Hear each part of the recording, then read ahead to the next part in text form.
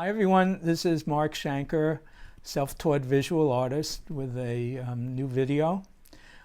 This video will be concerning my collection of postcards, and I guess they would be considered found objects.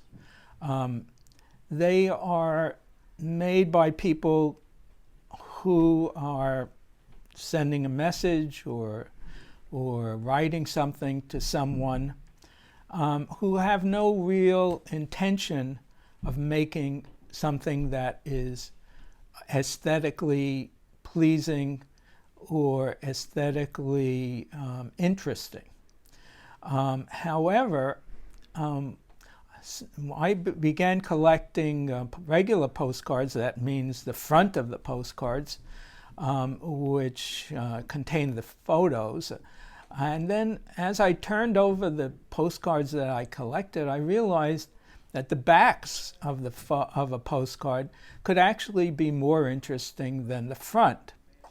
So I started to see a postcard as a very, very small canvas or drawing, and how the space on the back of the postcard was organized, and how the different elements on the back of the postcard interact with each other. For instance, most postcards have a postage stamp, and the postage stamp has a design and it has a color, and on the postage stamp is stamped.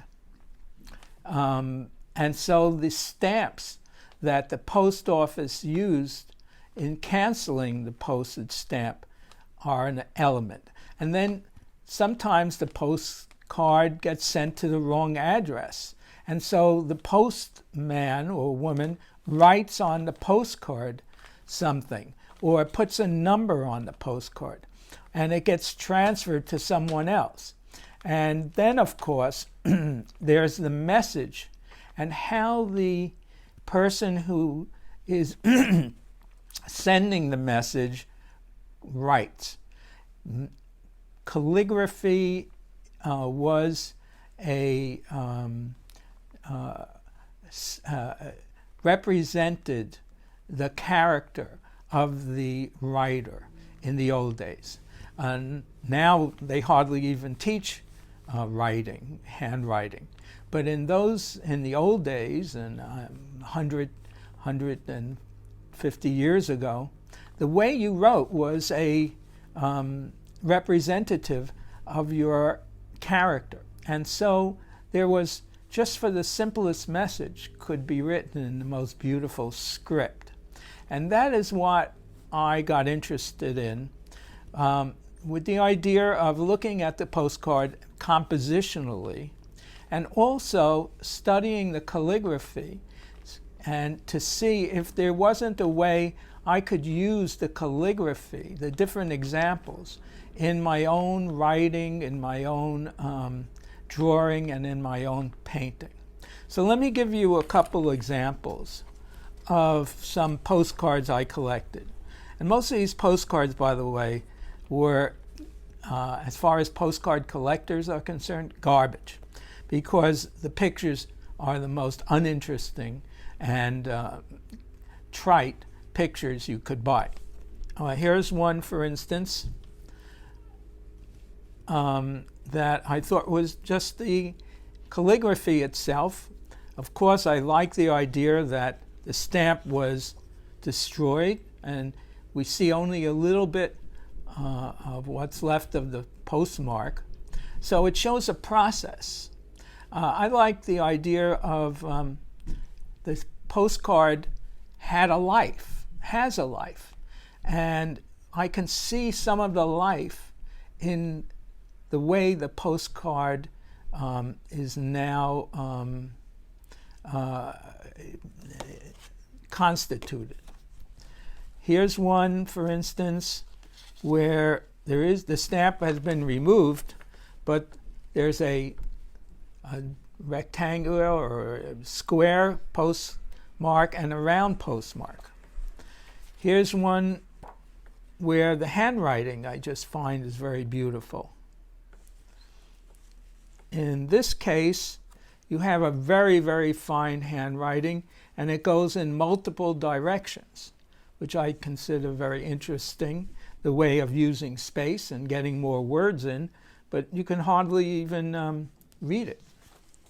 This is probably a postcard that a child mangled, but I think it has a certain beauty to it. Here's a second work, possibly by the same child. Left all this space empty. Here's one where they used pencil and they used ink and two colors.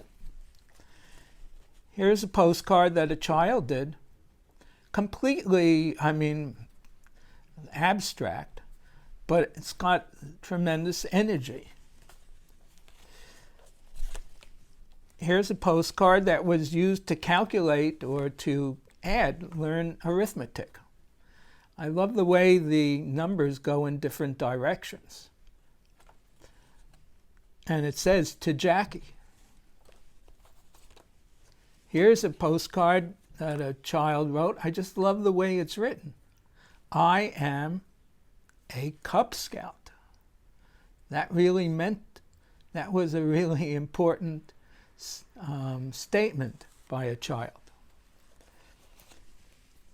Here's a postcard that was filled in on one side, and then the other information in green was put on the other side. And I like the way that he used this side and just a little bit over there. So these are found objects, but as an artist, I can use help wherever I get it. And if I can find an object that inspires me or gives me a different way of looking at space, I'll grab it. This is Mark Shanker. If you wish to look at more of my work, you can go to my YouTube channel or Mark Shanker, MarkShanker.com. If there are any topics that you would like me to cover or you would like to discuss, you can use my comments section on my YouTube channel. Thank you.